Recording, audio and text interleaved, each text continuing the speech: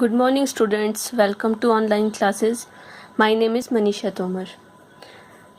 हम life processes के बारे में पढ़ रहे थे. इसमें हमने लिविंग ऑर्गेनिजम्स के बारे में पढ़ा और उसके बाद लाइफ प्रोसेसेस के बारे में डिस्कशन की कि कौन कौन सी लाइफ प्रोसेसेस होती हैं जो कि लाइफ को मेंटेन करने के लिए ज़रूरी होती हैं. तो हम न्यूट्रिशन के बारे में इसमें हमने डिस्कस किया कि ऑटोट्रॉफिक मोड ऑफ न्यूट्रिशन है और हेटेरोट्रॉफिक मोड ऑफ न्यूट्रिशन है. ऑटोट्रॉफिक हम पढ़ चुके थे, आज हम पढ़ेंगे हेटेरोट्रॉफिक न्यूट्रिशन. जैसा कि मैंने आपको पहले भी बताया था कि हेटेरोट्रॉफिक न्यूट्रिशन में जो ऑर्गेनिजम्स होते हैं वो अपना खाना खुद से प्रिपेयर नहीं कर सकते, वो अपने खाने के लिए दूसरे ऑर्गेनिजम्स के ऊपर डिपेंड करते हैं. तो हेटेरोट्रॉफिक न्यूट्रिशन तीन तरह से हो सकता है: holozoic mode of nutrition, saprophytic and parasitic. Holozoic में क्या है, जो एनिमल्स हैं they take food in solid form and break down it into the body. Solid food को अपनी बॉडी में एनगल्फ करते हैं और वहाँ पर उस फूड को डाइजेस्ट करके एसिमिलेट करते हैं, उसको एनर्जी के लिए यूज़ करते हैं. तो जो अमीबा है, ठीक है, ये एक प्रोटोजोन है, और एनिमल्स हैं ज़्यादातर, वो सारे होलोजोइक मोड ऑफ न्यूट्रिशन को फॉलो करते हैं. एक मेथड है सैप्रोफिटिक मोड. इसमें क्या है, organism feed on dead decaying matter. Organisms क्या करते हैं, डेड जो मैटर है, ऑर्गेनिक मैटर है, उसके ऊपर फीड करते हैं. जैसे फंजाई है, कुछ फंगस ऐसी होती है वो क्या करती है, डेड ऑर्गेनिक मैटर पे फीड करती है. जैसे आपने देखा होगा कि ब्रेड के ऊपर अगर ब्रेड को काफ़ी टाइम तक रखा जाए तो उसमें आप कुछ टाइम के बाद वाइट कलर के थ्रेड्स देखोगे और थोड़े टाइम बाद वो ब्लैक हो जाते हैं. तो वो है क्या, बेसिकली वो एक फंगस है, ठीक है, एस्परजिलस फंगस होती है, वो इसी तरह से ग्रो करती है. तो एक सैप्रोफिटिक मोड ऑफ न्यूट्रिशन है. तीसरा मोड है पैरासिटिक मोड.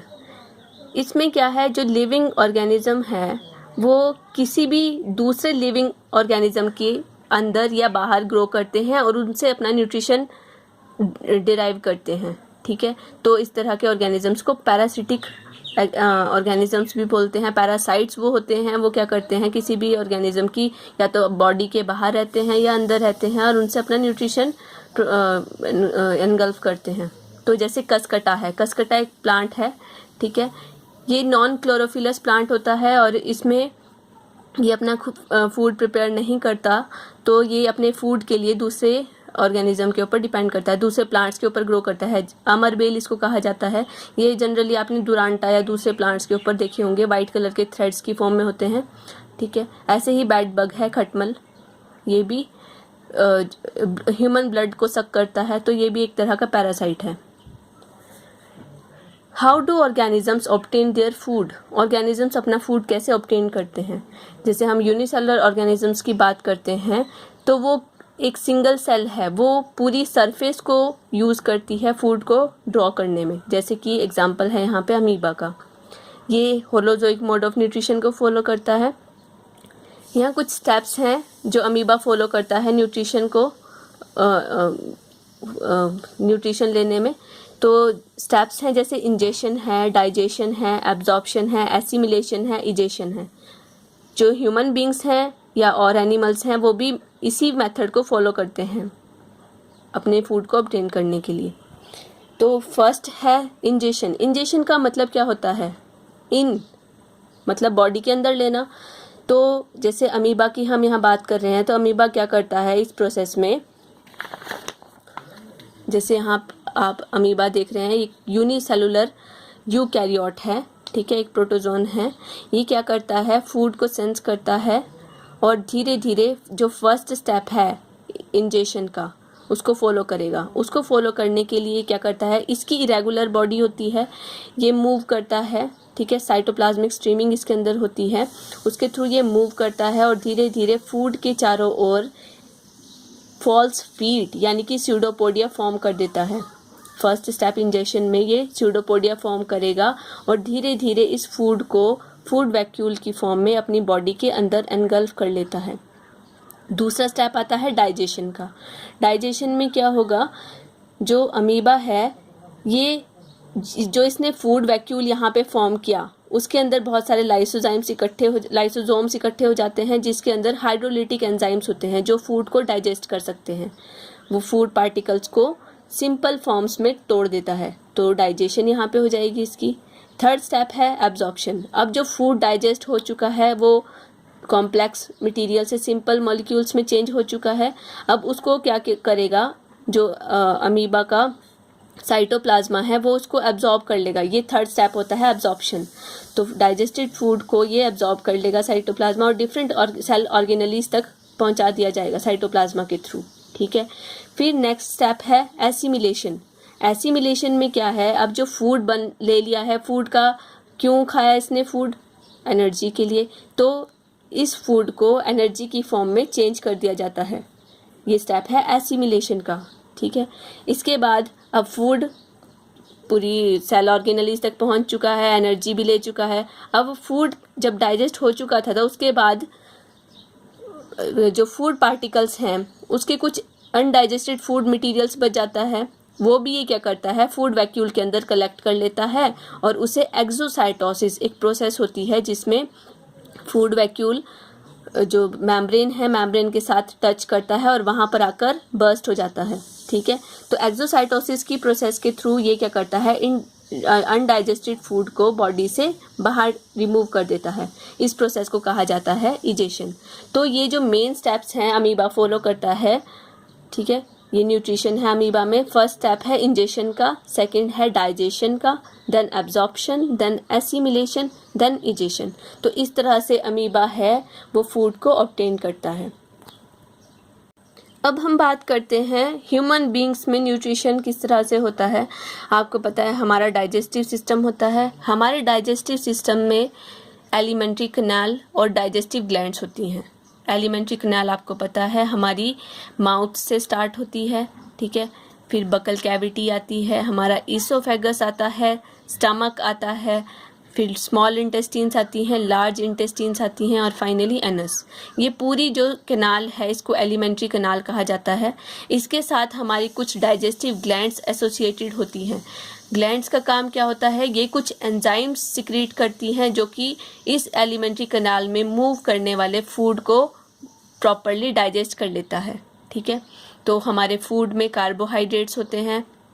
ठीक है। न्यूट्रिशन आपने पढ़ा होगा कि जो बैलेंस डाइट होती है, बैलेंस डाइट में हमारे पास कार्बोहाइड्रेट्स हैं, फैट्स हैं, प्रोटीन्स हैं, विटामिन्स हैं, मिनरल्स हैं, रफेज है, वो हम इनगल्फ करते हैं, खाते हैं अपने बॉडी की मेंटेनेंस के लिए। तो जो कार्बोहाइड्रेट्स हैं उसका वो एक कॉम्प्लेक्स मॉलिक्यूल है, उसका डाइजेशन करना बहुत ज़रूरी है। फैट हम खाते हैं उसका डाइजेशन करना बहुत ज़रूरी है और प्रोटीन्स हम खाते हैं उसका भी डाइजेशन करना बहुत ज़रूरी है। प्रोटीन्स हमारी बॉडी की बिल्डिंग ब्लॉक्स फॉर्म करती हैं। ठीक है। बिल्डिंग ब्लॉक्स होती है हमारी सेलुलर स्ट्रक्चर और डिफरेंट जो और चीज़ें होती हैं बॉडी की, उसको फॉर्म करने में हेल्प करती है और साथ साथ ही हमारे जितने भी एंजाइम्स होते हैं वो भी प्रोटीन्स होती हैं। ठीक है। इसके अलावा जो हमारे फैट मॉलिक्यूल्स हैं वो हमारी बॉडी के ऊपर लेयर, जो हमारी प्लाज्मा मेम्ब्रेन है वो भी उसी से बनी होती है। हमारी स्किन के लेयर एक एडिपोज टिश्यू की लेयर होती है, वो भी फैट की बनी होती है। जो हमारी बॉडी में एक्स्ट्रा फैट हो जाता है वो वहाँ पे स्टोर हो जाता है। ठीक है। उसी तरह से जो कार्बोहाइड्रेट्स है, कार्बोहाइड्रेट इंस्टेंट एनर्जी प्रोवाइड करता है हमारी बॉडी को। ठीक है। और अगर ज़्यादा एक्सेस ऑफ फूड हमारी बॉडी में हो जाता है तो उसको ग्लाइकोजन की फॉर्म में लीवर के अंदर स्टोर कर लिया जाता है। तो इसी के बारे में हम और डिटेल में करेंगे कि किस तरह से हम फूड का इंटेक करते हैं, उसको डाइजेस्ट करते हैं और किस तरह से उसको सिंपल मॉलिक्यूल्स में तोड़ते हैं। Let's start with alimentary canal. Mouth से स्टार्ट होती है। ठीक है। ओपनिंग है, हमारे लिप्स होते हैं, फिर वहाँ से स्टार्ट होती है हमारी बकल कैविटी। हमारी बकल कैविटी के अंदर टीथ हैं, हमारे टंग होती है और वहाँ पर सलेवरी ग्लैंड्स प्रेजेंट होती हैं। ठीक है। टीथ हमारे कौन कौन से टीथ होते हैं, इंसीजर्स हैं, कैनाइन्स हैं, प्रीमोलर्स हैं एंड मोलर। ठीक है। एक डेंटल फॉर्मूला होता है 2 1 2 3 2 1 2 3। ठीक है। ये रिप्रेजेंट करता है अपर हाफ जो को। अपर हाफ जो होता है हमारा उसमें 2 1 2 3 मतलब 2 इंसीजर्स, एक कैनाइन, 2 प्रीमोलर्स 3 मोलर्स, ठीक है। इसी तरह से जैसे हमारा ये अपर जो है और ये लोअर जो है, तो इस तरह से डिवाइडेड है। यहाँ पे 2 1 2 3 इस तरह से हमारे टीथ प्रेजेंट होते हैं। 2 इंसीजर्स, कैनाइन्स, प्रीमोलर्स, मोलर्स। इसी तरह से यहाँ भी 2 1 2 3 2 1 2 3 2 1 2 3। ये हमारा डेंटल फॉर्मूला होता है 2 1 2 3 2 1 2 3। तो ये कितने हो गए, मतलब 2 3 4 5 5 3 8 और ये 16, इस तरह से ये 16। तो टोटल हमारे 32 टीथ होते हैं, ठीक है। जो बच्चे होते हैं ये हमारे पूरे टीथ हैं, इसमें टेम्परेरी भी हैं और हमारे परमानेंट टीथ भी होते हैं। जो हमारे परमानेंट टीथ हैं वो 32 होते हैं। वैसे हमारे जो बच्चों की बात करते हैं उनमें 2102, मतलब जो हमारे टेम्परेरी टीथ हैं वो हैं 2102 2102, मतलब 2 इंसीजर्स 1 कैनाइन, प्रीमोलर्स नहीं होते, टेम्परेरी टीथ होते हैं मतलब जो, और 2 मोलर्स। इस तरह से हमारे 20 टीथ हैं वो हमारे हैं टेम्परेरी, और जो परमानेंट हैं वो हमारे हैं 32, ठीक है। मतलब जो टेम्परेरी टीथ का मतलब है जो एक बार टूट के दोबारा से आते हैं।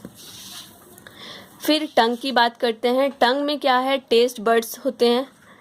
अब टीथ का काम क्या होता है, फूड को बाइट करके च्यूई करते हैं हम, ठीक है, और उसको ग्राइंड कर देते हैं पूरी तरह से।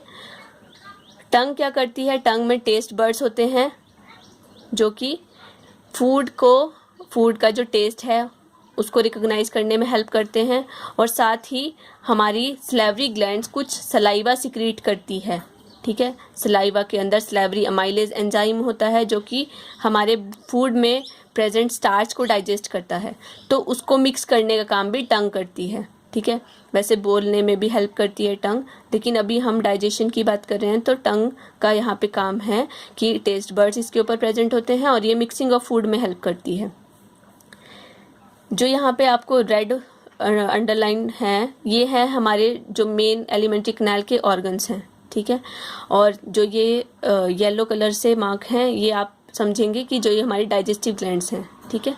सलेवरी ग्लैंड्स प्रेजेंट होती हैं 3 पेयर्स।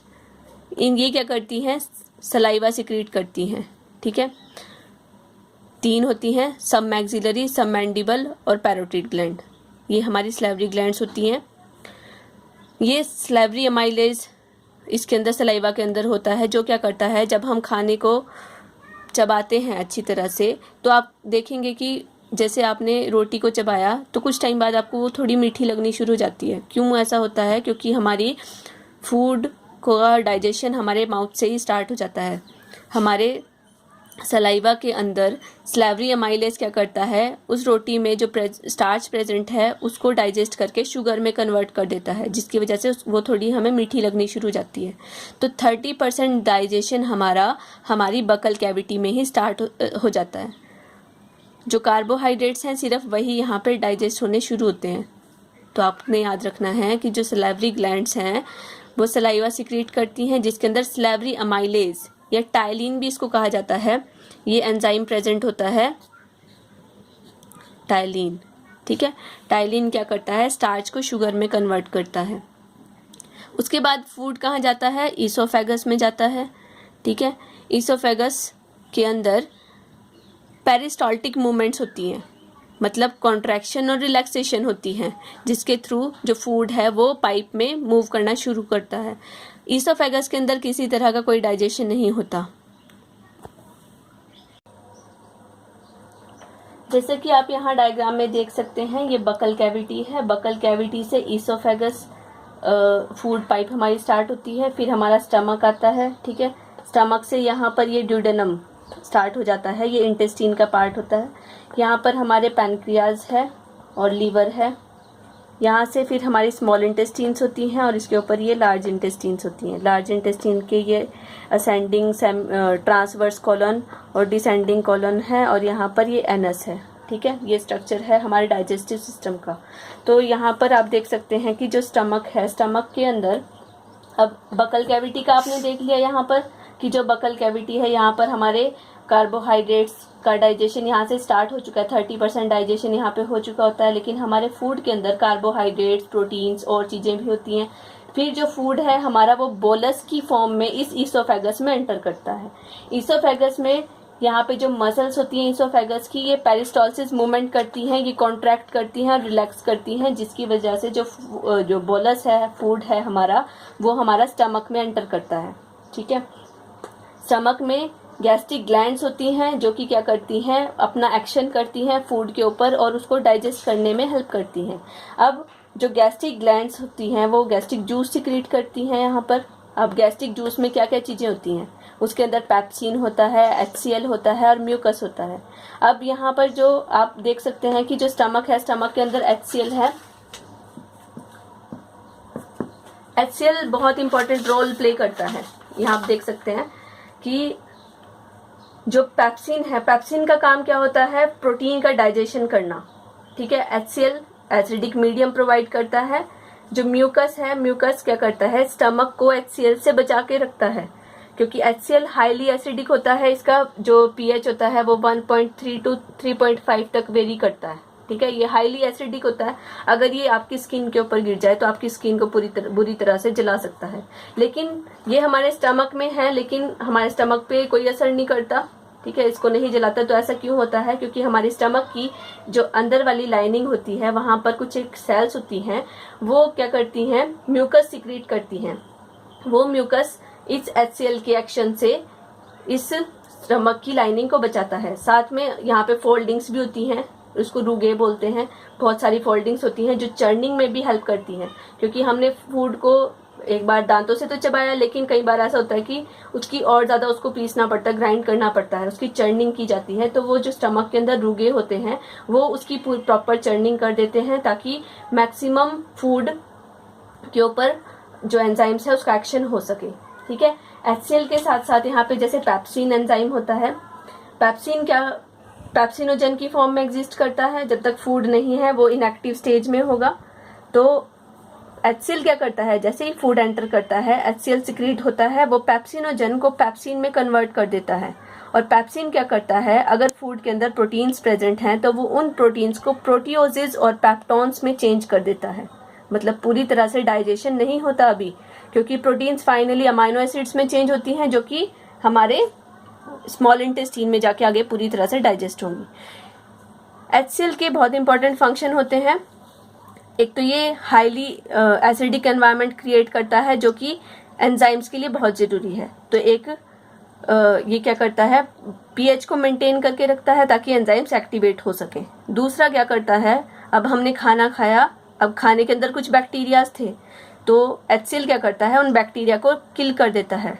ठीक है, उसके अलावा अगर फूड हमारा, जैसे हम प्लांट्स, जो हम वेजिटेरियन हैं, अगर हम खाना खाते हैं तो उस फूड में क्या है, सेल्यूलोज होता है। ठीक है, सेल्यूलोज के बाहर और सेल वॉल प्रेजेंट होती है फूड के बाहर। ठीक है, तो उन सेल वॉल को सॉफ्ट कर देता है ताकि वो इजीली डाइजेस्ट हो सकें, कि पेप्सिन उसके ऊपर एक्ट कर सके। ठीक है, जैसे हम दाल वगैरह खाते हैं या और चीज़ें खाते हैं, तो जो मॉलिक्यूल्स हैं, जो हमारा सेल्स होती हैं, फूड की सेल्स होती हैं, वो सॉफ्ट हो जाएं ताकि उसके ऊपर मैक्सिमम एक्शन हो सके फूड जो एंजाइम्स है उसका। ठीक है, उसके बाद जो फूड है हमारा एंटर करता है स्मॉल इंटेस्टाइन में।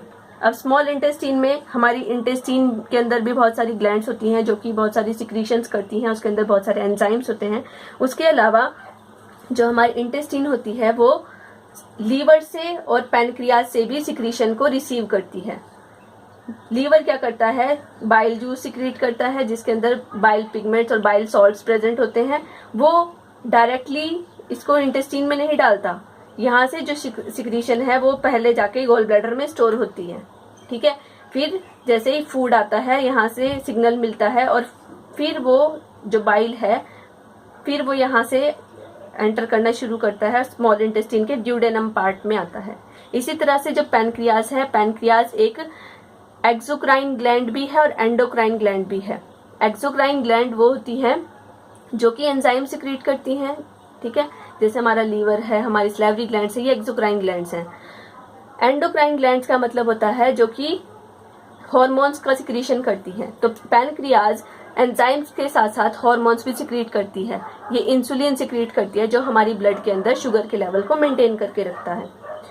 फिर ये क्या करता है, ये अपने एंजाइम सिक्रीट करेगा और उसके अपने एंजाइम्स को लीवर के एंजाइम्स के साथ इस ड्यूडेनम पार्ट में डाल देगा। अब फूड भी हमारा यहाँ से आया स्टमक से, और यहाँ से वो स्मॉल इंटेस्टीन में आ जाता है। स्मॉल इंटेस्टीन में इंटेस्टिनल जूस का एक्शन होता है, पैनक्रियाज से निकले पैनक्रियाटिक जूस का एक्शन होता है, बाइल आया उसका एक्शन होता है, और वहां पर फूड डाइजेस्ट होना स्टार्ट होता है। अब जो इंटेस्टिनल एंजाइम्स होते हैं वो कार्बोहाइड्रेट को डाइजेस्ट करके ग्लूकोज में कन्वर्ट करते हैं, फैट्स को डाइजेस्ट करके फैटी एसिड और ग्लिसरॉल में कन्वर्ट कर देते हैं, और प्रोटीन्स को डाइजेस्ट करके अमाइनो एसिड में कन्वर्ट करते हैं। ठीक है। लीवर बाइल जूस सिक्रीट करता है। इसके बहुत इंपॉर्टेंट फंक्शन हैं। आपके एग्जाम्स में HCl के फंक्शंस भी आते हैं और बाइल जूस के फंक्शंस भी आते हैं। तो बाइल जूस के फंक्शंस देखते हैं पहले। Bile juice change the pH of food from acidic to alkaline. अब जो हमारा खाना हमारी बकल कैविटी से आया, बकल कैविटी में सलाइवा था, pH था 6.8 तक। ठीक है। तो वहां से फूड आ गया नीचे, इसोफेगस में, स्टमक के अंदर हाईली एसिडिक एनवायरनमेंट मिला, तो फूड हमारा एसिडिक हो गया क्योंकि वहां के एंजाइम्स को एसिडिक एनवायरनमेंट चाहिए एक्शन करने के लिए। अब फूड वहां से आया हमारे इंटेस्टीन के अंदर। इंटेस्टीन में अल्कलाइन pH पे ही हमारे दूसरे एंजाइम्स एक्टिवेट होते हैं। ठीक है। तो बाइल जूस क्या करता है, एसिडिक को अल्कलाइन एनवायरनमेंट में चेंज कर देता है कि जो हमारा फूड है वो एसिडिक से अल्कलाइन हो जाता है, ताकि वहां पे जो एंजाइम्स हैं वो अपना एक्शन कर सके। दूसरा बाइल सॉल्ट्स। अब बाइल जूस में बाइल सॉल्ट्स होते हैं और बाइल पिगमेंट्स होते हैं।